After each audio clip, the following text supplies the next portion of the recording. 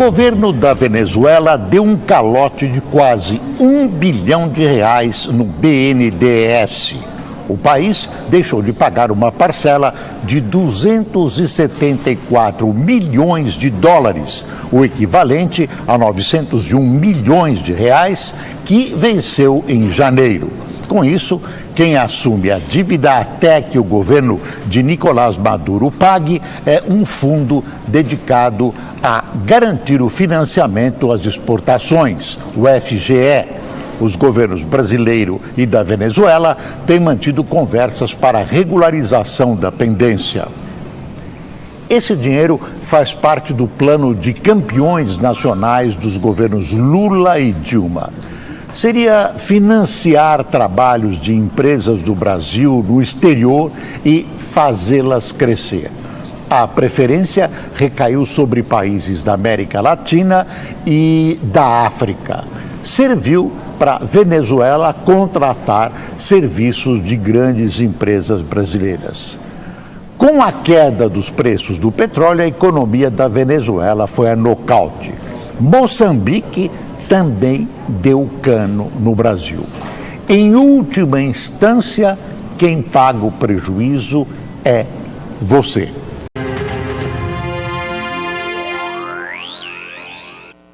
O Congresso Nacional aprovou agora há pouco a abertura de um crédito de 1 bilhão e 116 milhões de reais para cobrir o calote dos governos da Venezuela e de Moçambique, junto ao Banco Nacional de Desenvolvimento Econômico e Social, o BNDES e o Credit Suisse. O pagamento vence na próxima terça-feira. O projeto vai agora à sanção presidencial. Aumenta a pressão internacional contra a Venezuela. O governo de Nicolás Maduro, que já enfrenta sanções dos Estados Unidos e do Canadá, entrou na mira da União Europeia.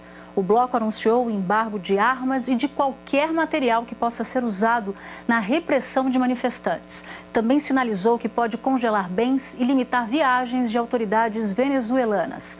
Tudo para pressionar por uma saída democrática para a crise no país. Crise essa que tem várias faces. E a financeira ganha traços, inclusive, de calote aqui para o Brasil. É sobre isso que eu converso com João Borges. João, que já está aqui no telão comigo.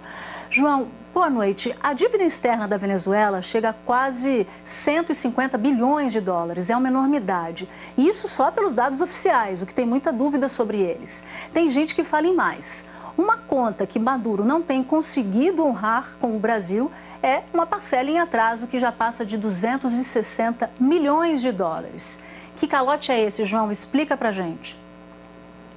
Natuza, boa noite a todos. Olha, é uma parcela da dívida com o Brasil referente a exportações de bens e serviços e essa dívida venceu, não foi paga e se não for paga em 120 dias, ela vai para a conta da Agência Brasileira Gestora de Garantias. É uma empresa pública, então vai terminar sobrando para o Tesouro se não for paga.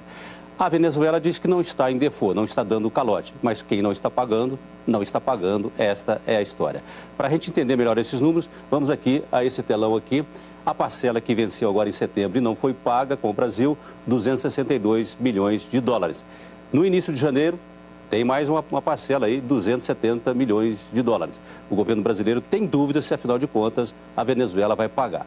A dívida toda com o Brasil que está sob seguro é essa aqui, 1 bilhão e 500 milhões de dólares.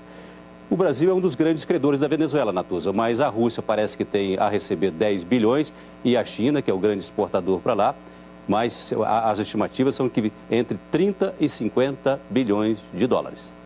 Pois é, o comércio Brasil e Venezuela sempre foi usado, inclusive, como justificativa pelos governos do PT para manter uma relação muito mais amistosa do que a própria sociedade brasileira pedia na época do governo.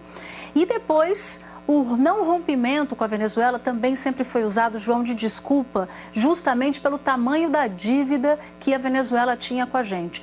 Qual era a cena antes que era pungente, olhando agora em perspectiva com a situação de hoje, João? Olha, Natuza, que a gente volta a 2012, até ali houve o chamado tempo de ouro das relações comerciais Brasil e Venezuela. O Brasil exportava muito, importava muito pouco e com isso tinha um superávit enorme. Só para dar um número, o Brasil chegou a exportar mais de 5 bilhões de dólares por ano e ter um superávit comercial também por ano de 4 bilhões e 500 milhões de dólares com a Venezuela. Qual é a situação de hoje até outubro, janeiro, outubro deste ano? O Brasil exportou menos de 400 milhões de dólares e tem um saldo de apenas 60 milhões de dólares. O que significa isso, Natuza? A partir do momento em que a Venezuela começou a não pagar, o Brasil, as empresas brasileiras deixaram de exportar para lá. A situação na Venezuela é tão dramática, o país está enfrentando escassez de tudo, porque depende das importações de alimentos, remédios, artigos de limpeza, tudo. No auge das importações, o país chegou a gastar quase 60 bilhões de dólares em importação. Agora, este ano, não deve chegar a 20 bilhões de dólares, ou seja, menos de um terço. Isso mostra a situação de escassez de abastecimento de um dos países que tem as maiores reservas de petróleo do mundo, Natuza. Pois é, João, muito obrigada pelos esclarecimentos. Bom trabalho, amanhã a gente fala mais. Aliás, bom descanso. Até amanhã. Eu espero que você não trabalhe mais hoje, João. Boa noite. Até amanhã. O Congresso aprovou ontem a liberação de mais de R$1 bilhão do orçamento da União para cobrir um calote da Venezuela e de Moçambique. Dinheiro do fundo que banca o seguro-desemprego. Fábio Ilha aqui de volta com mais detalhes para a gente. Fábio. É isso, viu, Ana?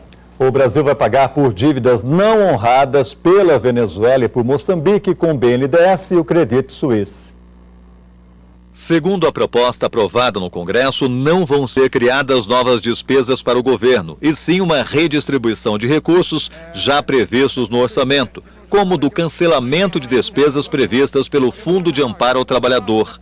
Os bancos centrais da Venezuela e de Moçambique, por sua vez, oferecem a garantia de que empresas exportadoras vão receber o pagamento por vendas feitas entre os países.